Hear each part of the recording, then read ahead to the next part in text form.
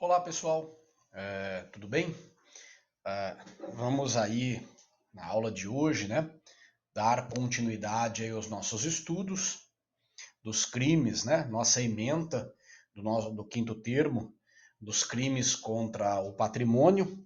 Hoje, pessoal, nós vamos iniciar a nossa aula estudando aí o último dispositivo ou último crime do capítulo 2 do título 2 da parte especial do nosso Código Penal, tá ok?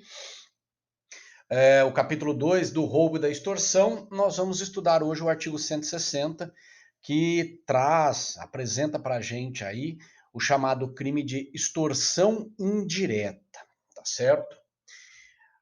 O crime de extorsão indireta, né, nas suas noções introdutórias aí, ele vem esculpido no artigo 160 do nosso Código Penal.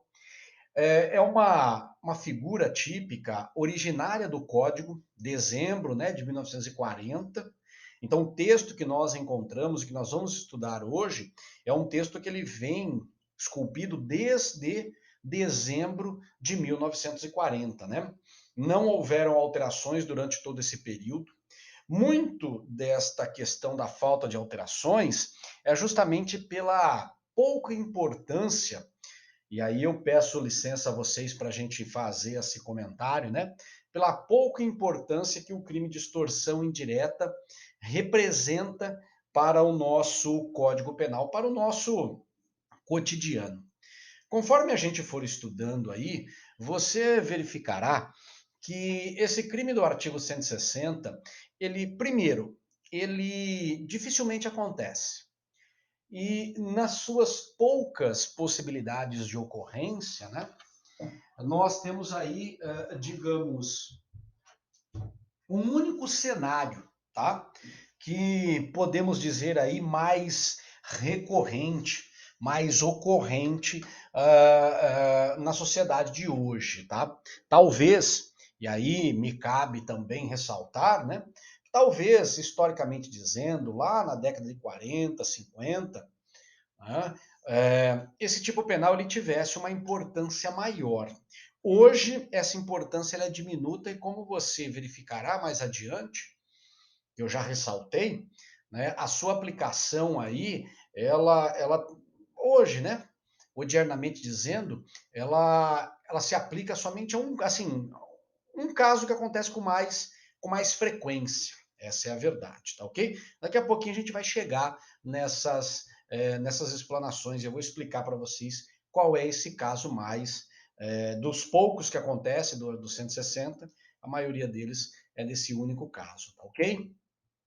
Antes da gente seguir, eu também gostaria de destacar a vocês aí, de ressaltar com vocês a expressão dogmática desse artigo 160.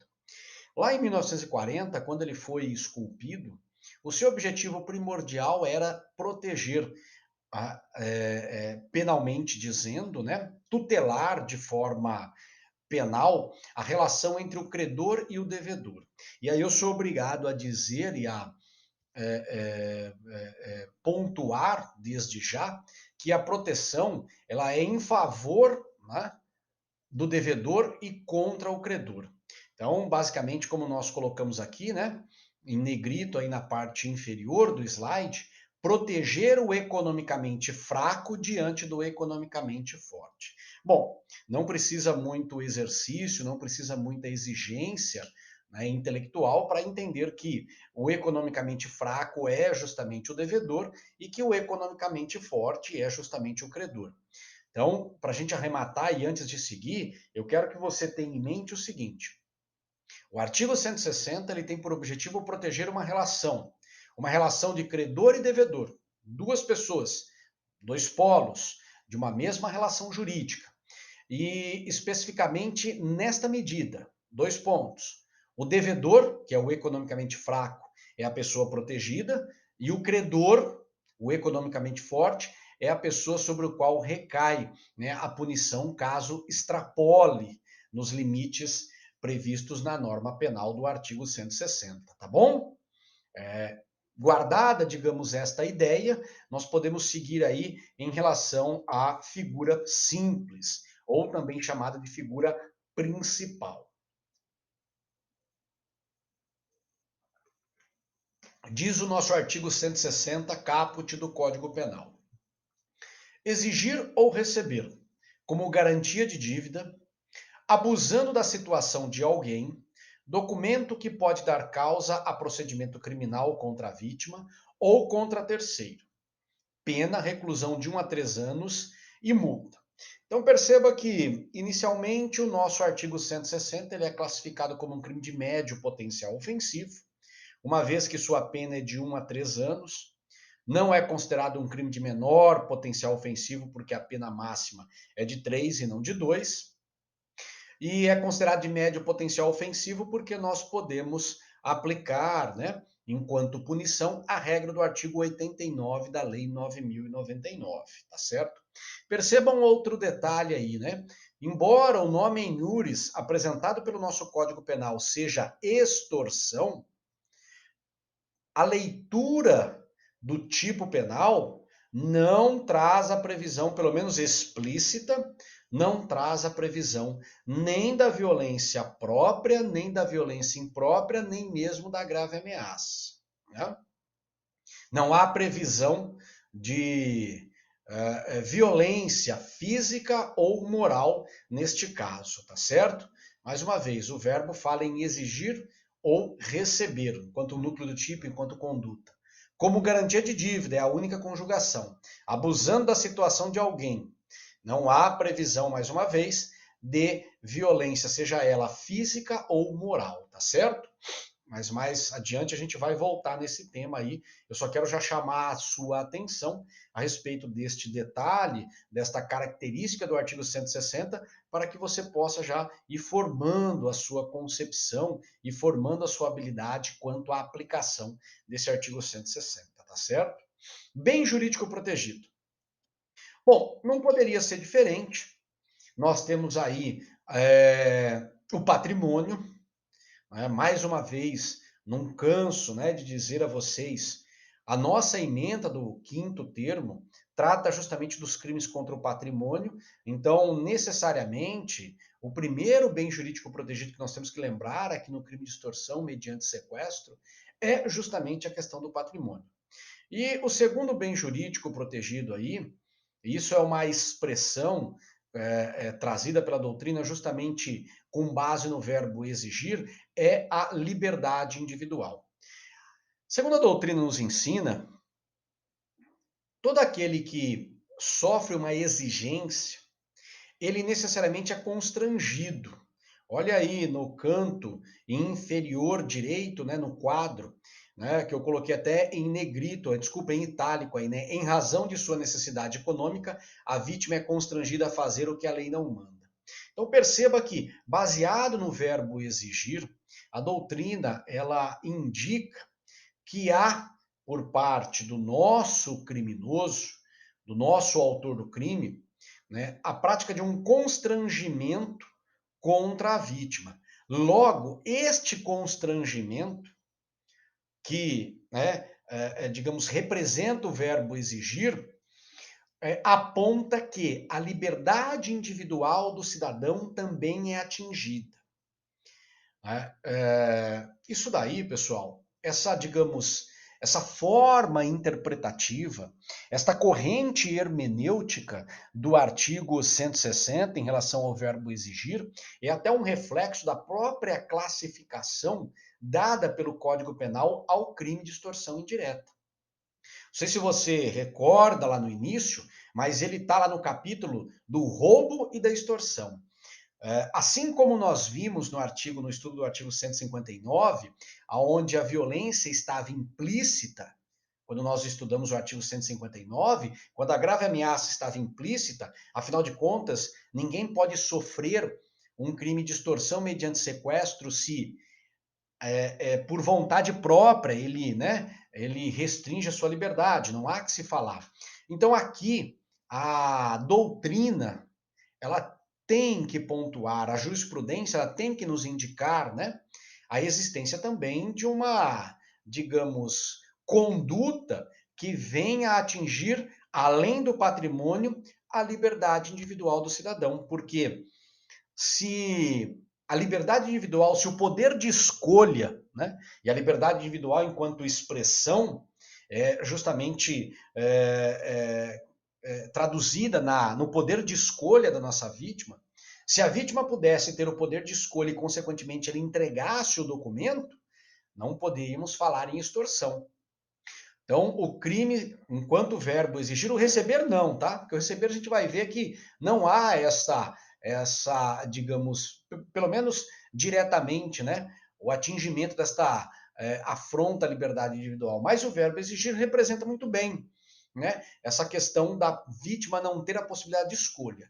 O nosso criminoso, o nosso credor exige e, consequentemente, a vítima, então, tolhida de sua liberdade individual, acaba entregando justamente o documento que pode dar causa a procedimento criminal contra ela ou contra uma terceira pessoa, como, por exemplo, um ente, um parente ou alguém, um ente querido, né? Quando eu falo ente ou parente, eu digo um ente querido, tá certo? Maravilha. Antes da gente seguir, né, só para evitar qualquer tipo de dúvida aí, quando a gente fala na questão do verbo receber, como a gente verá adiante, essa questão do verbo receber, ela é pontuada, tá, como uma liberalidade da própria vítima. Ou seja, a primeira conduta, ou, digamos, o pontapé inicial para a prática do crime vem da vítima, que oferece. Eu, criminoso, só recebo quando eu tenho, em contrapartida, alguém me oferecendo, de livre e espontânea, assim, de livre e espontânea vontade, é força de hábito, né? Vamos retirar aí. Não é de livre e espontânea vontade, mas eu tenho por parte da vítima um oferecimento, que, digamos, se sentindo aí, né, sem a possibilidade de quitar sua dívida com o credor, acaba, digamos, por um constrangimento moral, podemos assim dizer, ofertando este documento que pode dar causa a procedimento criminal. Maravilha? Mas não esquenta a cabeça não que se ficou um pouquinho confuso é porque a gente ainda não pontuou a diferença entre exigir e receber. Daqui a pouquinho, quando a gente chegar no verbo, desculpa, no estudo dos núcleos, nós vamos voltar a esse tema e aí uma vez concebendo o significado de cada um dos verbos para o tipo penal, você vai conseguir fixar essa ideia, né, da liberdade individual enquanto bem jurídico protegido, no caso do artigo 160. Objeto material. Lembram lá no início, quando eu falei a vocês que o nosso artigo 160, o nosso crime de extorsão mediante sequestro, ele é de difícil ocorrência? Aqui, pessoal, no estudo do objeto material do crime, você vai começar a entender o porquê eu fiz esta expressão, ou melhor, porquê eu fiz esta afirmação a você. É justamente nesse momento que você vai começar a entender, não que você vai finalizar o entendimento, mas aqui você vai começar a ter uma ideia, né, da dificuldade em se reconhecer e aplicar o artigo 160. Objeto material do nosso crime em estudo é o documento, como você pode ver aí grifado em vermelho. Esse documento, ele pode ser tanto de natureza pública quanto de natureza particular. Ele pode ser cunhado, formado por um funcionário público no exercício das suas funções, seguindo o que determina a lei enquanto formalidade, esse é o documento público, ou você pode justamente ter um documento particular, que é aquele firmado por duas pessoas que não estão em exercício de nenhum cargo público e que seguem também as formalidades legais, tá bom? Mas o que tem de interessante nessa questão do documento? Esse objeto material, e aí é justamente onde entra a minha fala, né, de difícil aplicação. Este documento, para ser objeto material do nosso crime em estudo, ele tem que necessariamente dar causa a um procedimento criminal. Contra quem? Contra a vítima, que é aquela que foi constrangida mediante o verbo exigir, aquela que foi, né, constrangida moralmente mediante o verbo receber. ou contra uma terceira pessoa, que pode ser um ente querido de sua família. Mas necessariamente, o documento ele tem que dar causa a um procedimento criminal. O que significa dizer isso daí, né? O documento, e essa é a característica marcante, como eu estou colocando a você aqui, o documento ele representa ou deverá representar necessariamente, para ser objeto material do nosso crime em estudo, a simulação de um crime. A simulação de um fato típico descrito na norma penal. Esta é a verdade. Se o documento, por qualquer circunstância, não representar esta simulação de crime, ele não será objeto material do crime em estudo. Imagine você, e aí o exemplo que eu vou te dar é de uma questão de atipicidade material, desculpa, de atipicidade formal. Imagine você que o cidadão ele, né, deva dinheiro digamos assim, o agente A deve dinheiro ao agente B.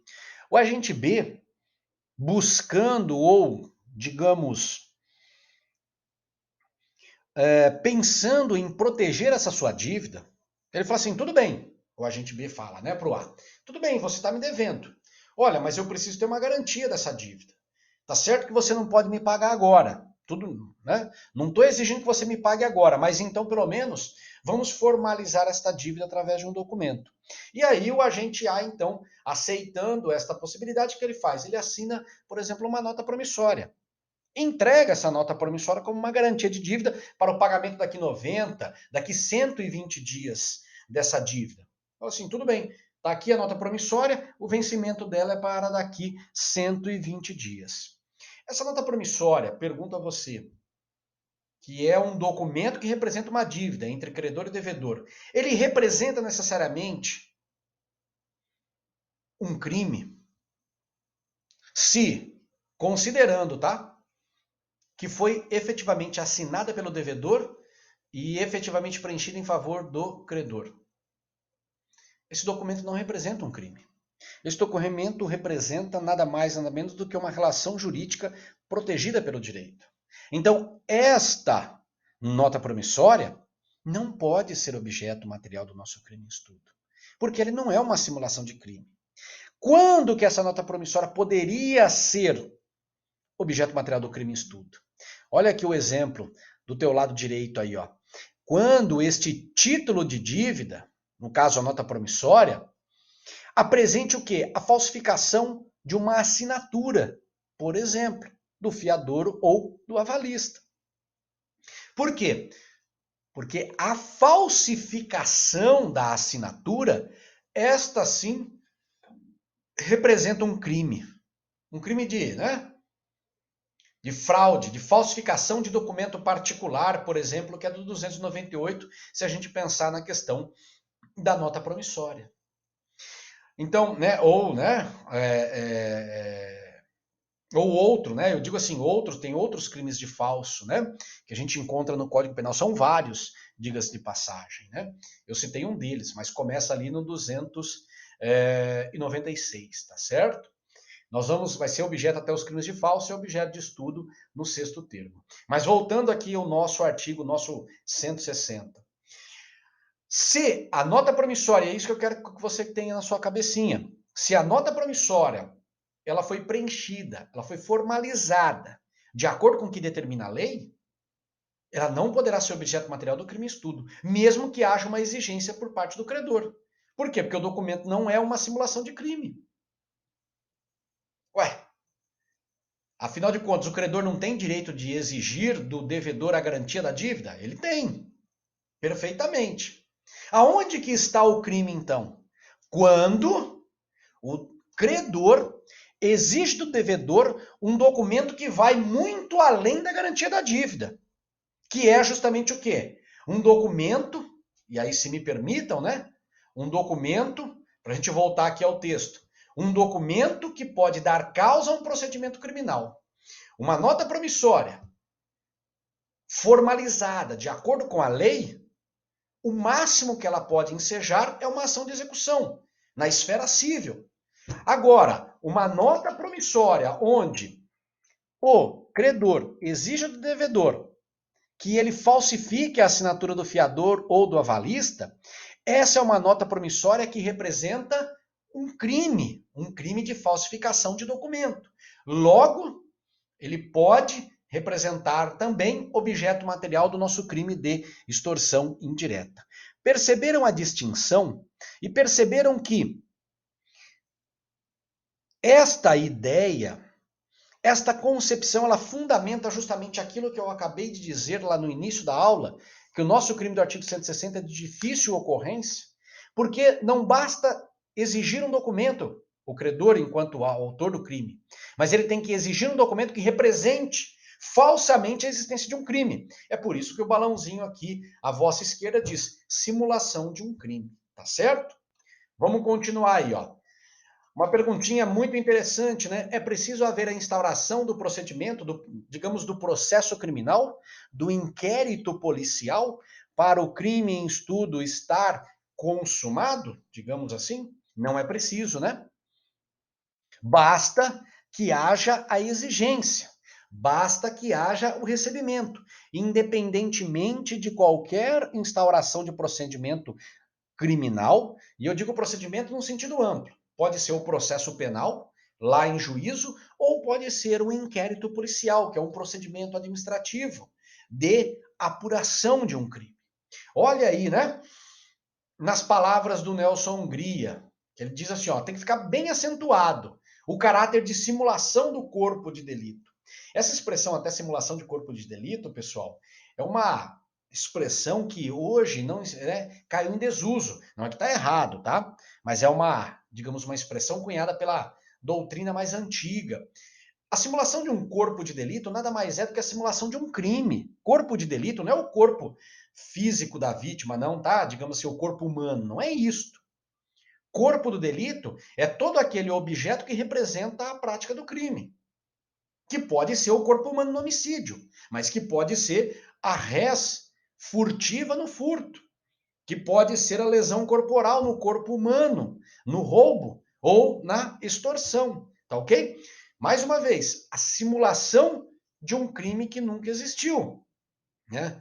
Afinal de contas, voltando na questão da falsificação da assinatura do avalista, eu, credor, a partir do momento que eu estou exigindo que o cidadão falsifique essa assinatura, né? Ou que ele assine, né? Então, consequentemente, falsificando, ele tem em seu favor o quê? Uma excludente, né? Ele tem em seu favor uma excludente no mínimo de culpabilidade aí, dependendo do posicionamento que você adota, mas no mínimo de culpabilidade, coação moral irresistível. Então, para ele, o crime, né? É assim, ou não existe ou ele não é merecedor de pena.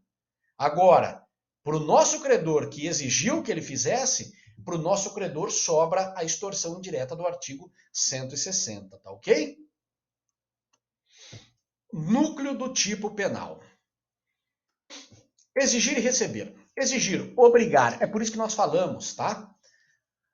No constrangimento lá atrás. Lembra que eu falei para vocês? Falei, olha, não se preocupem se você não conseguiu entender direito, fique em paz que conforme a gente for desenvolvendo aqui, eu tenho certeza que você vai entender o que nós estamos querendo dizer. A partir do momento que a gente fala em obrigar, eu estou necessariamente constrangendo alguém, ou seja, eu estou tolhendo o cidadão da sua possibilidade de escolha, da sua liberdade de escolher em fazer ou não algo. Eu não estou dando a ele a possibilidade de escolher. Eu estou exigindo, falando assim, você tem que me entregar, você não tem escolha. E o que é que eu estou exigindo desse cidadão? Um documento que pode dar causa a procedimento criminal contra ele ou contra uma terceira pessoa, que é alguém, por exemplo, do seu gosto, tá? Perceba aí que no verbo exigir, né, outra característica interessante, a iniciativa de quem? Do extercionário, em pedir, né, ou obrigar o agente a entregar este documento. A vítima, que é o nosso devedor, em momento nenhum ele ofereceu. Por quê? Porque se foi ele que ofereceu, aí eu tenho o verbo receber. Mas aqui, pessoal, a gente tem que abrir um parênteses aí pelo seguinte, né? Eu coloquei aí, entrar na posse, né? O nosso credor, enquanto o criminoso, ele entra na posse de um documento que pode dar causa a procedimento criminal contra a vítima. Aqui, da outra face da moeda, como nós colocamos aí, né? A iniciativa da vítima em oferecer o documento. Mas perceba, pessoal, que como eu destaquei inicialmente, nós estamos estudando um crime, que é o artigo 160, que está lá no capítulo 2 do título 2 dos crimes contra o patrimônio, que é um crime que, é um capítulo que, desculpa, né? É um capítulo 2 que recebe o nome de roubo e extorsão. Perceberam que durante todos os nossos estudos, nós temos aí a questão da violência, da grave ameaça, pelo menos escondidinha lá, né? Que é o 159. A hora que nós fomos explorar aqui o 160, o exigir, se falou num constrangimento. Ou seja, em algo que você tolhe o cidadão de sua liberdade. Não chega a agredir. Né? Perceba que em momento nenhum nós falamos em integridade física sendo atingida. Porque se chegou a atingir a integridade física, aí a gente tem que lembrar de outro tipo penal, tá certo? Como, por exemplo, a própria extorsão. Mas aqui no nosso caso, nós não temos, então, a violência. Mas nós temos aí um constrangimento, que não chega a ser uma grave ameaça também. Porque se for grave ameaça, a gente tem que voltar para o 158. Aqui é um constrangimento. Sem violência nem grave ameaça, mas que tira do agente a possibilidade de escolha. E essa ideia que a gente construiu lá no verbo exigir, nós temos que necessariamente trazer para o verbo receber. E aí fica mais difícil ainda de entender, mas com calma a gente chega lá. Por que é mais difícil de entender? A partir do momento que o verbo receber me leva a pensar que a conduta, pelo menos inicial, partiu da vítima, porque quem recebe é porque teve alguém que ofereceu. Então a vítima veio oferecer para mim. Se você parar nessa simples concepção, talvez você possa construir a ideia de que no verbo receber, né, pelo menos inicialmente, e era isso que eu estava tentando destacar para vocês lá em cima, pelo menos inicialmente você pode ficar com aquela ideia de que, olha, nós não temos nem mesmo constrangimento. A vítima ofereceu e o nosso autor recebeu. Né? Basicamente é isso. Mas a gente, mais uma vez, né, não podemos esquecer o quê? Que nós estamos nos crimes de roubo e extorsão. Então, a vítima, mesmo que a iniciativa seja dela, no verbo receber, ela faz esta oferta, ela faz, né, esta sua conduta, ela pratica esta sua conduta, porque indiretamente, guarda essa palavrinha, indiretamente ela está se sentindo constrangida. E aí, pessoal, cabe, né, destacar, constrangida moralmente. O nosso credor não está falando nada. Pensando na prática, né? O nosso credor não falou nada. Mas aquela cara amarrada, aquela cara, né, que algumas pessoas usam, né? Cara feia, de poucos amigos. Quando ele chega para discutir com a vítima a possibilidade de alguma garantia da dívida, isto pode representar o constrangimento moral para o verbo receber, tá? Mas perceba que esta é uma construção teórica difícil. Imagine trabalhar com isso na prática. Eu digo, né, em matéria de prova. A vítima de um lado alegando que se sentiu constrangida quando foi discutir com o credor o pagamento e que por isso ofertou aquele documento, e o credor do outro lado dizendo para você que não, que em momento algum agiu para constranger a vítima e recebeu só porque a vítima ofertou, né? Então, na prática, falando em matéria de prova, é de difícil comprovação. Na teoria, até mesmo na teoria, é difícil você construir a ideia deste verbo receber. O exigir é mais fácil. Mas o verbo receber é difícil. Até mesmo na teoria, quando a gente parte somente do pensamento do direito material, tá certo? Se ficou alguma dúvida, tá, pessoal? A gente está aí à disposição.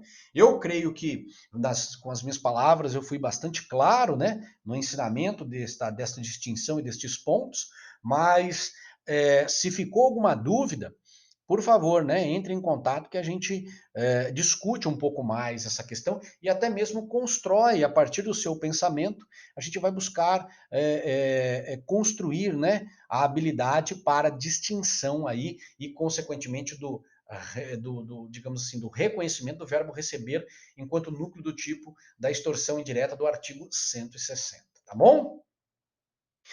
Seguindo aí nessa questão do núcleo do tipo, nós precisamos aí necessariamente conjugar, né? O exigir e receber é justamente abusando da situação de alguém. Isso daqui, né? Esse abuso, ele é representado justamente na doutrina pela palavra aflição. Todo doutrinador, eu vou ser bem sincero, né? Eu pesquisei alguns para a gente poder construir o conhecimento do artigo 160 e todos eles, quando buscam, né, explicar o significado deste abuso, eles sempre usam a palavra aflição. É aquela vítima, né, que deseja realizar o pagamento, mas que por uma circunstância ou outra de sua vida não tem esta possibilidade, então, consequentemente, o credor, vendo a fragilidade do nosso devedor, ele abusa dessa aflição dele. E, consequentemente, então, como ele está debilitado psicologicamente, está debilitado sentimentalmente, ele acaba, então, realizando a exigência, ou então, né, fazendo a cara feia e, consequentemente, recebendo um documento que pode dar causa a procedimento criminal contra a nossa vítima ou contra uma pessoa que ele gosta muito, que é justamente o terceiro, tá bom? Sujeito ativo do nosso crime. Aqui, pessoal, não sei se você recorda, eu falei assim lá no início também, né? Eu falei, olha, esse artigo 160, vocês verão que ele é de difícil ocorrência. E hoje, dentro desse cenário de difícil ocorrência, 90% dos casos se refere a um cenário. E esse cenário está justamente aqui na palavrinha do agiota. Perceba aí no seu canto inferior direito. Em regra, temos a figura do agiota. Antes da gente seguir, então, para a construção deste cenário, né, eu quero dizer a você o seguinte. O nosso artigo 160 ele é caracterizado como um crime comum. Qualquer pessoa pode ser credor de outra. Tenho certeza que muitos aqui na sala são credores, né, dessa ou daquela relação em relação a outra pessoa. Então, não exige uma qualidade específica da nossa vítima, né? Qualquer pessoa que pode, né, exercer a sua habilidade de negócio, a sua habilidade de negociar, né, ou que pode ser sujeito de direitos, pode, consequentemente, negociar através de uma interposta pessoa, então pode ser autora do nosso crime em estudo, tá certo? Desculpa, antes da gente seguir, vamos voltar aqui. Por que a questão do agiota que eu falei para vocês? Né? Eu estava esquecendo, estava passando sem querer. Isso acontece muito, tá, pessoal? Esse 160, em que tipo de relação? Em 90% dos casos é esse. O agiota vai e empresta dinheiro a juro, 5, 7, às vezes até, né, casos que a gente vê, 10% ao mês. Totalmente de forma irregular, totalmente alheio a qualquer forma de lei. A vítima, dentro da sua aflição, ele acaba não tendo condições de realizar esse pagamento no decorrer dos meses. Porque, pô, o cara já está mal das pernas. O banco já não lhe empresta mais dinheiro. O que ele faz? Ele precisa então buscar com um terceiro, com um agiota. Alguém que não tenha formalismos para emprestar o dinheiro. Consequentemente, esse cara ele vai cobrar de você um juro maior, porque ele não exige formalismo. Então ele vai para 5, 7 ou 10%, enquanto os bancos te cobram ali 2 a 3% ao mês. Tá. Então você já está fragilizado. Aí você no primeiro mês você consegue pagar os juros, no segundo mês você consegue pagar os juros, no terceiro mês você paga os juros também, no quarto ferrou. Você não consegue mais pagar. O agiota te procura e exige de você o quê? A entrega de um cheque. Mas aí você, devedor, você fala assim para ele: eu não tenho dinheiro no banco. Como que eu vou te entregar um cheque se eu não tenho dinheiro no banco? Ele fala assim: não importa. Eu quero que você me dê um cheque como garantia da dívida. Aí o devedor vai e oferece esse cheque. O devedor sabe que esse cheque não tem fundos, mas mesmo assim oferece. Pergunta a você: o fato do devedor ter entregado esse cheque não representa um crime? Representa, pessoal. Um crime tipificado no artigo 171, parágrafo 2º, inciso 6º do Código Penal. A conduta de você emitir um cheque sem fundos é estelionato. Logo, se o devedor entrega o cheque sabendo que não tem fundos, ele está praticando um estelionato. Mas por que ele está simulando esse estelionato? Porque o agiota está exigindo do cidadão a entrega deste cheque, tá ok? Pessoal, vou pedir um segundinho só que eu vou parar um pouquinho o vídeo, que eu preciso só atender uma ligação aqui e a gente já continua.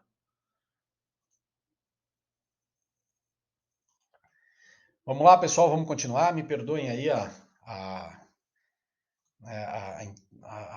intromissão aí. Eu tive só que atender um telefonema aqui do plantão, mas nós vamos continuar. Bom, então eu estava falando para vocês aí a questão do agiota, né? 90% dos poucos casos que a gente vê de extorsão é justamente dessa relação. O agiota faz a exigência da entrega do cheque por parte do devedor. O devedor não tem dinheiro, essa é a verdade, porque se o cara tivesse dinheiro ele pagava a conta. Então ele não tem. Consequentemente, a hora que ele emite o cheque, esse cheque ele sabe que não tem fundos, então, em tese, esse cheque representa a prática de um crime de estelionato, mas na verdade ele só está emitindo esse cheque porque ele está sofrendo uma exigência, né? Ele está sendo constrangido moralmente. Consequentemente, aí, como eu disse a vocês, aí depende do posicionamento dogmático que você entenda, mas no mínimo você tem uma excludente de culpabilidade pela questão da coação moral irresistível e, consequentemente, você exclui a possibilidade de pena do crime, tá bom? E você não tendo, então, crime de estelionato, você tem extorsão por parte do credor do agiota. Maravilha, sujeito passivo do nosso crime, a nossa vítima, assim, inicialmente, pessoal, veio na tua cabeça, tenho certeza que veio à tua cabeça, a figura do devedor, né? Eu só gostaria de chamar a atenção de vocês aí a questão da existência, né, de duas possibilidades de vítima, no mesmo cenário até mesmo, né? Que é justamente o devedor, que é a que está grifada em vermelhinho enquanto vítima, mas eu tenho também um terceiro. A terceira pessoa que pode ser atingida, né, por este, digamos, por este documento que pode dar causa a um procedimento criminal, tá certo? Quem poderia ser? Por exemplo, quando a gente fala no ente querido, né? Lembra da questão do agiota? A esposa da vítima, o esposo da vítima. Eu, o esposo, estou devendo. Não tem mais nem cheque no banco. O agiota exige que eu entregue a ele um cheque, mesmo sem fundos, como garantia da dívida. O que eu faço? Eu dou um cheque da minha esposa. Esse documento, ou seja, esse cheque, ele pode dar a causa, a instauração de um procedimento criminal contra ela, porque ela sabe que ela não tem dinheiro no banco. Tá? Então, por isso que o tipo penal aí, quando ele fala da questão da vítima ou de terceiros, né, são justamente as pessoas que são atingidas pelo documento que pode dar causa ao procedimento, tá? E aí eu posso até mesmo, né, no mesmo cenário, eu posso ter aí duas vítimas. Eu posso ter a vítima, eu, esposo, que sofreu constrangimento, e posso ter a vítima contra quem esse documento vai dar causa, que é o caso, o terceiro, tá bom? Um que sofreu, né, o constrangimento em sua liberdade, o outro que vai ter contra si a instauração do procedimento criminal. Tá aí, né, a questão do terceiro também colocando para você, né, também figura como vítima no crime. Posso ter uma vítima só? Lógico, o meu cheque, mas posso ter também duas vítimas, tá certo? Maravilha. Elemento subjetivo do crime. Vamos lá então para esse elemento subjetivo. É o dolo na sua modalidade específica. Por que específica? Porque existe ali no tipo penal a expressão garantia de dívida, né? Então, está exigindo ou recebendo o documento, mas com uma única finalidade. Qual é esta única finalidade? É a garantia da dívida, tá certo? É por isso que, né, a doutrina classifica o dolo do nosso crime em estudo como específico. Não há outra vontade no agente criminoso a não ser a de obter o documento como uma garantia da dívida que a nossa vítima tem com, né, o credor, com o autor do crime. Outra questão interessante aí que vale a pena destacar, mas tenho certeza que todos já têm em mente, é a inadmissibilidade da forma culposa. Mais uma vez, não me canso também de ressaltar aos alunos, a culpa ela deve ser expressa. É só o dolo que é presumido, a culpa é expressa. Então, diante desta condição, o nosso artigo 160 ele é naturalmente doloso. Mas, diante da falta de previsão, ele não será, em hipótese nenhuma, culposo. Tá bom? Momento consumativo. Aqui tem um ponto alto de estudo do nosso crime.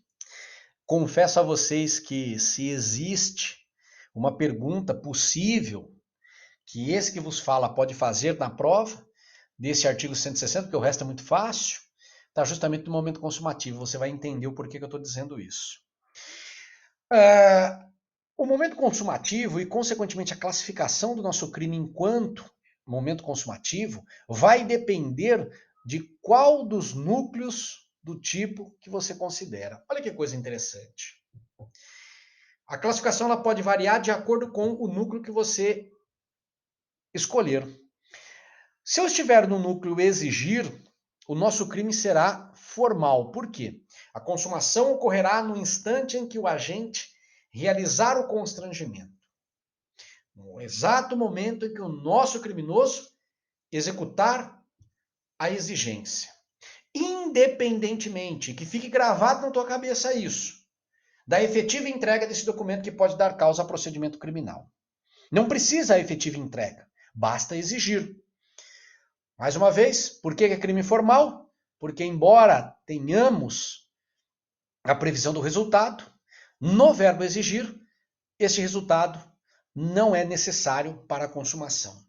Contrariamente a isso, no verbo receber, quando tratamos o artigo 160, o crime de extorsão indireta, pelo verbo receber, estamos diante de um crime material. Olha que coisa interessante. Significa dizer o quê? Que o crime restará consumado no exato momento em que a nossa vítima efetuar a entrega do documento. Efetuar a entrega do cheque sem fundos. Antes disso, mesmo que o nosso criminoso, o nosso credor, esteja lá com uma cara feia, carrancuda, cara de quem comeu e não gostou, mesmo assim, o crime não estará consumado. A consumação se dá na efetiva entrega. Consequentemente, uma alteração do mundo à minha volta, consequentemente, um resultado naturalístico, consequentemente, classificado como um crime material. Então, se eu te perguntar na prova, levando em consideração o momento consumativo do crime de extorsão indireta, como ele poderá ser classificado? Você vai responder para mim da seguinte maneira: depende, professor. Se você estiver diante do verbo exigir, o crime será classificado como formal, cujo momento consumativo ocorre com um constrangimento moral. Agora, se você estiver diante do verbo receber, o seu crime será classificado como material. E o momento consumativo ocorre com a efetiva entrega do documento pelo devedor ao credor. Tá ok? Admite tentativa? Sim, né? Isso é um raciocínio lógico-dedutivo. Se me permitam aqui. Em ambos os casos, diga-se de passagem, tá? Porque estamos diante de um crime né?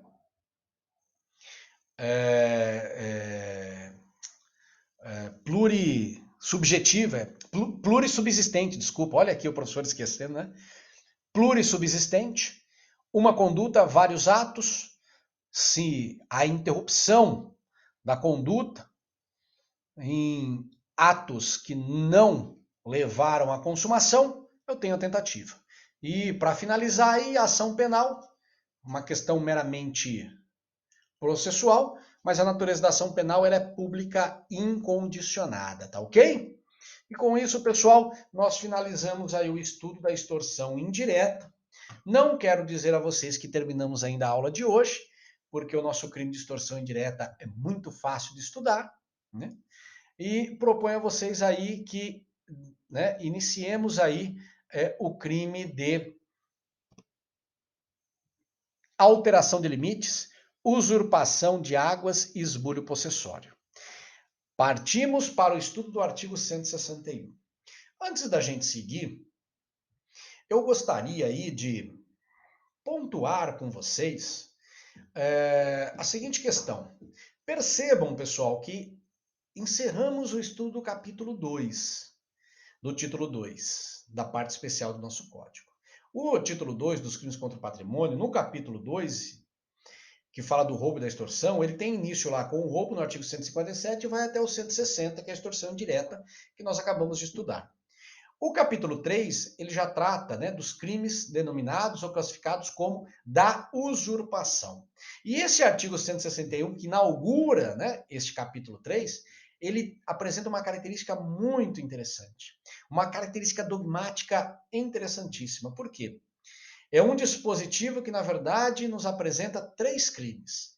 Três crimes que poderiam ser tratados em dispositivos distintos, que não haveria problema. Mas, por uma escolha do nosso legislador, e cá entre a gente, eu acho que ele foi errado, porque confunde muito a cabeça, mas enfim, foi a escolha que ele fez e a gente tem que aprender com isso.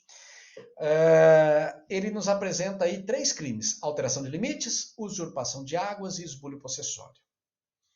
Tá certo? Notas introdutórias, né? Olha aí, destacado para você, justamente na parte superior do slide. São três crimes no mesmo dispositivo. No caput, eu encontro o crime de alteração de limites. Já no parágrafo 1º, inciso 1, eu encontro o crime de usurpação de águas. Já no parágrafo 1º, no inciso 2, eu encontro o crime de esbulho possessório. E aí eu tenho um parágrafo 3º, desculpa, um parágrafo 2º e um parágrafo 3º, mas que tratam de situações, né, digamos assim, de figuras relacionadas aos crimes em estudo.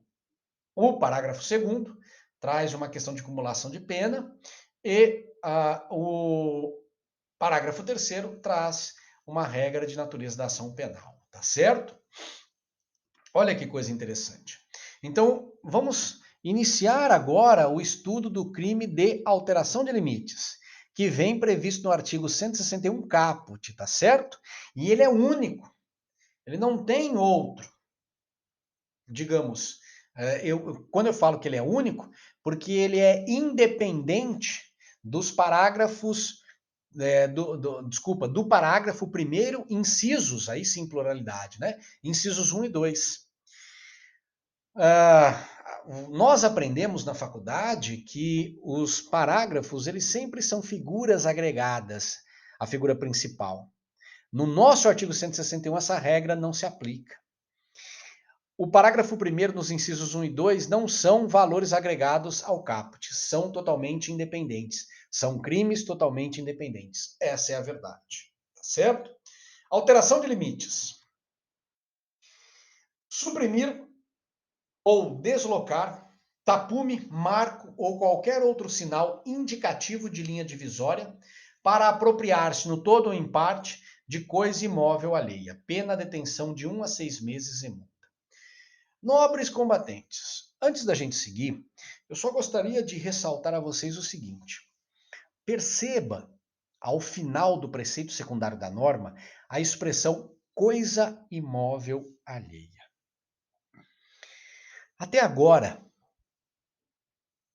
no nosso curso, nós não havíamos encontrado um dispositivo legal que tivesse utilizado essa expressão, coisa imóvel alheia.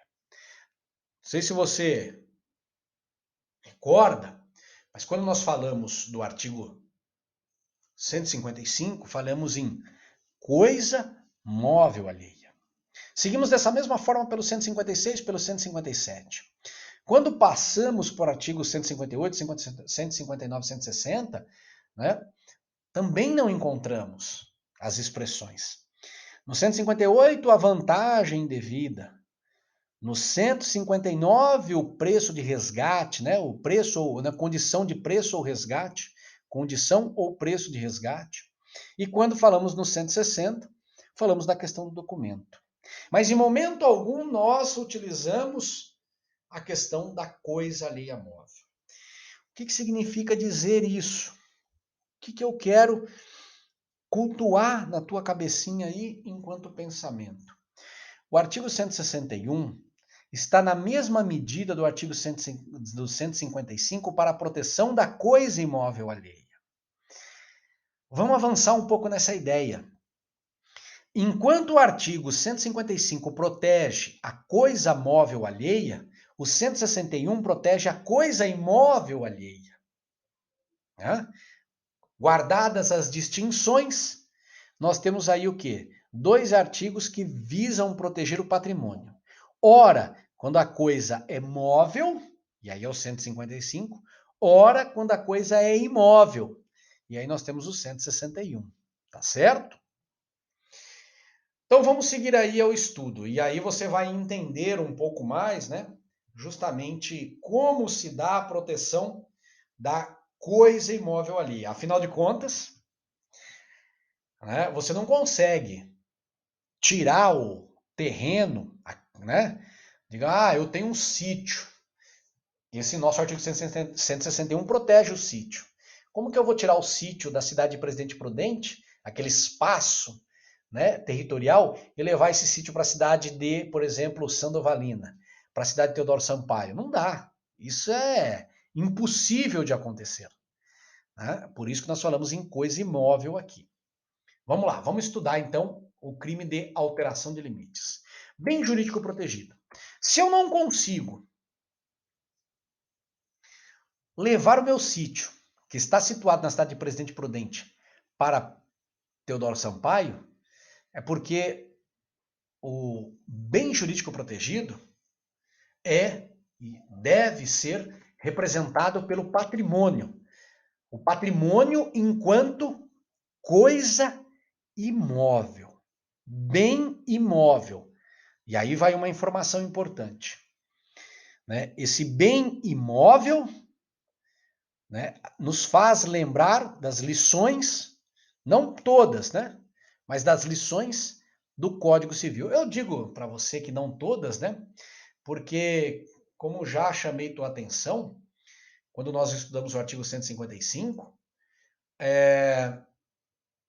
o Código Penal ele tem uma, digamos, legislação ou encaramento próprio em relação ao que é considerado bem móvel e imóvel, né? É lógico que a gente não pode esquecer de toda aquela carga dogmática que o direito civil traz em relação aos bens imóveis, né? Eu digo assim, essa carga dogmática no sentido da escritura, né, do sítio, da casa, do terreno, da necessidade do registro no cartório de imóveis, né? E, consequentemente, da impossibilidade de você retirar esse sítio, essa casa ou esse terreno da cidade de Prudente e levar ele e colocar, encaixar ele lá na cidade de Teodoro Sampaio. O máximo que você pode fazer é vender aqui em Prudente e comprar lá em Teodoro, mas não levar daqui para lá, tá certo? Então, mas o que eu quero, né, antes de seguir, é ressaltar o quê? Até coloquei aí em letras garrafais. Bens imóveis, tá certo? De agora em diante, são os bens imóveis que nós estamos estudando. Objeto material. Aqui tem uma coisa interessante. Você poderia dizer assim, né? Objeto material é o bem imóvel, errado. O objeto material, na verdade, é o tapume, o marco ou qualquer outro sinal indicativo da linha divisória. O bem imóvel é bem jurídico protegido. E por que ele não é objeto material? Porque ele não pode ser deslocado de um local para o outro. O que pode ser deslocado de um local para o outro e, consequentemente, representar o quê? Uma diminuição do meu bem imóvel. O tapume, o marco ou qualquer outro sinal indicativo de linha.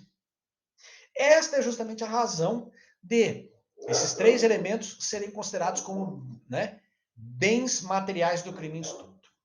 E como é um crime também originário do nosso Código Penal, lá de 1940, dezembro de 1940, nada mais justo do que utilizar Nelson Hungria para conceber o significado de cada uma dessas expressões enquanto objeto material. Né? Hoje, na maioria dos doutrinadores modernos, né, dos nossos hoje que a gente tem, você vai ver que todos eles citam o Nelson Hungria como referência nesta concepção. Tapume. O que é um tapume? O tapume é toda cerca ou muro destinado a assinalar limites. Então é o muro que divide a minha casa da tua, é a cerca de arame farpado que divide o sítio do A em relação ao sítio do B, é a cerca de arame liso que distingue, né, a minha casa, né, da casa de outra pessoa, a minha propriedade rural da propriedade de outra pessoa, é aquela cerca antigamente de balaustra, né, que a gente tinha na casa da avó. Hoje algumas casas de avó ainda tem, né, essa cerca de madeira que limita, né, a minha casa da casa de uma outra pessoa, o meu terreno no terreno de uma outra pessoa, tá certo? Então essas são expressões ou elementos que são chamados de tapume. Marco, pessoal, são elementos, né, corpóreos, pontos corpóreos instalados para assinalar limites. Essa questão do marco você tem muito bem delimitado naqueles casos de loteamentos, de novos loteamentos. Tenho certeza que muitos aqui já circularam por loteamentos recém-lançados, onde você encontra aquelas estacas pintadas de branco, né? Todo assim, todo o terreno, todo o loteamento, ele tem aquelas estacas brancas que representam os limites, né, dos terrenos. Esses são marcos divisórios, são marcos corpóreos que indicam. Então, se você deslocar isso daí, se você suprimir, né, a cerca de balaustra ou aquela, né, marcação pintadinha de branco, você está praticando um crime em estudo. E a questão de outros sinais indicativos, aí é o reconhecimento, né, por parte do nosso legislador né, da limitação, da sua própria limitação intelectual. O que ele quer dizer para a gente aí, né? Uma expressão genérica, outro sinal indicativo de linha divisória. Olha, com o decorrer do tempo, outras formas de linhas divisórias, de sinais indicativos divisórios podem surgir. E, consequentemente, neste surgimento, eles não podem ser encarados como tapume ou marco. Tapumes ou marcos, né? Então, consequentemente, então, a gente pode encaixar nessa figura, nessa expressão genérica. Hoje, né, como que a gente pode pontuar isso daí? Trilhas, cursos d'água, aquelas cerquinhas vivas, né, de plantas, né, que, principalmente naqueles condomínios de alto padrão, onde não há possibilidade de você realizar a construção de muros, mas então é colocada aquela cerca de viva, né, onde cada mês você tem que pagar lá pro jardineiro ir lá, deixar bonitinha, quadradinha, né? São linhas divisórias. Você querendo tomar 1 metro lá do terreno do teu vizinho, o que você faz? Planta lá aqueles arbustos, né? 1 metro para lá. Ou então desloca os arbustos, né? Faz o replante desses arbustos a 1 metro adentro do terreno do vizinho para tomar dele aquele 1 metro de terra, tá certo? Núcleo do tipo. Aqui tem uma questão interessante, pessoal, para tratar com relação a essa questão do núcleo do tipo, né? Que são dois, né? Suprimir ou deslocar.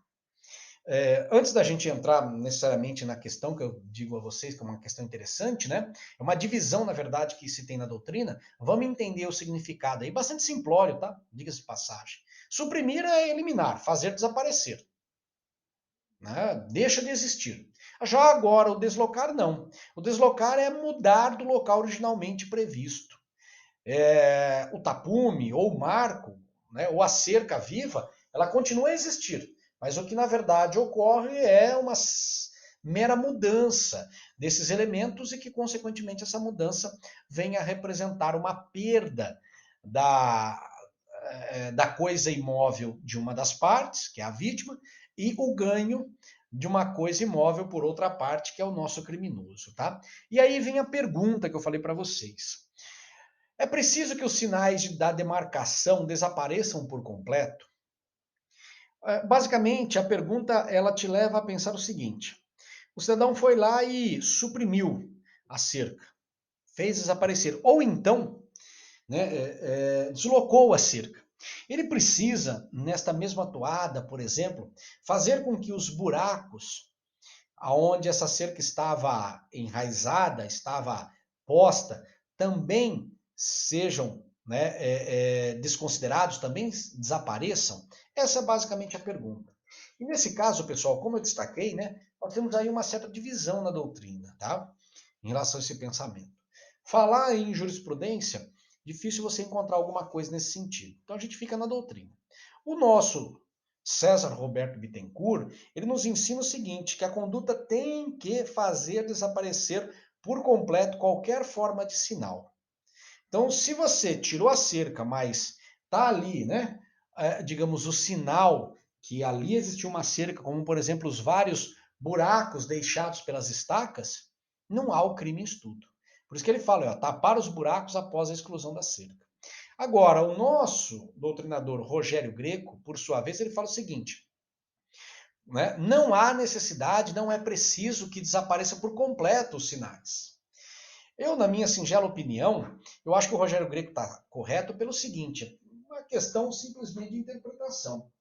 A lei fala em você suprimir ou deslocar marco ou tapume, né? Ou qualquer outro sinal.